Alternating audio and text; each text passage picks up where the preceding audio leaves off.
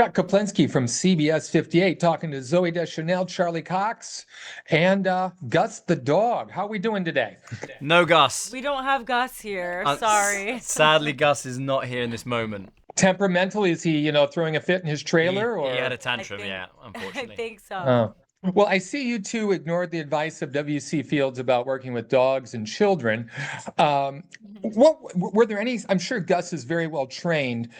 Were there any special challenges though that you encountered or adjustments that you had to make working with an animal? Yeah, I mean, an animal, you have to have trainers there talking to them all the time and giving them commands. And there's only so much like visual commanding they can do to get the dog to do like sort of complex choreography or complex blocking. And so sometimes we'd have like a complicated, long, dialogue heavy scene where Gus had to be in like a bunch of different places, and you'd have two or three trainers hiding in different spots with sausages going like, Gus, go with, and you're like, you're trying to still act and sort of ignore the, sort of Commands the and commands and the sausages. and the sausages. But it ended up working because, what we'd do is we'd shoot the wide shot where we'd see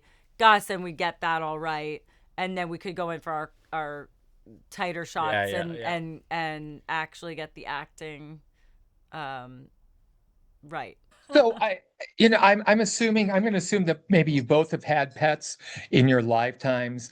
Uh, they give us companionship, but what else do they give us? And I think that that's really at the core of this movie, Merv. Yeah. Yeah. One of the things I always found very charming about the story was the idea that Merv, the dog, knows what's best for these two way before they do. And the journey really is of them discovering through his sadness, through his depression, what all three of them probably deep down already knew. Yeah, it's amazing how they can tell when something is wrong. It's just uncanny. Mm. Um, you know, I really appreciated the chemistry you two had in the film. Yeah, comedy is rough, and especially on a set when you're not getting any feedback. How did you know when it was right? How did the director guide you? I mean, it really comes off well, and I know there's definitely a remove from the set and what we see. That's a great question. I found that really challenging. Oh, right. Yeah, just because not a genre that I've worked in at all in the past. Not really. Maybe a couple of projects have had elements of it, but not really. The whole thing. I relied heavily on Zoe and Jess to kind of their Zoe particularly is kind of like a rock star in this genre, and so I felt very comfortable being opposite her, knowing, and we had the friendship and the relationship that she'd be able to help me and guide me and tell me if it wasn't kind of in the right like tone.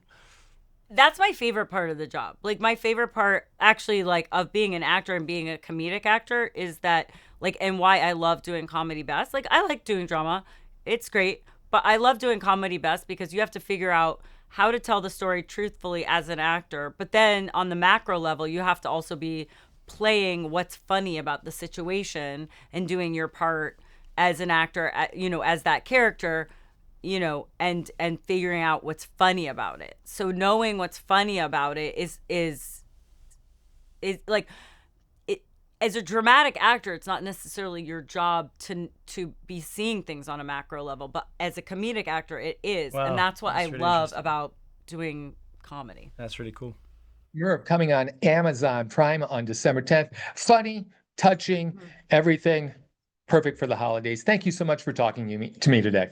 Thanks, Thank Chuck. you. Take care.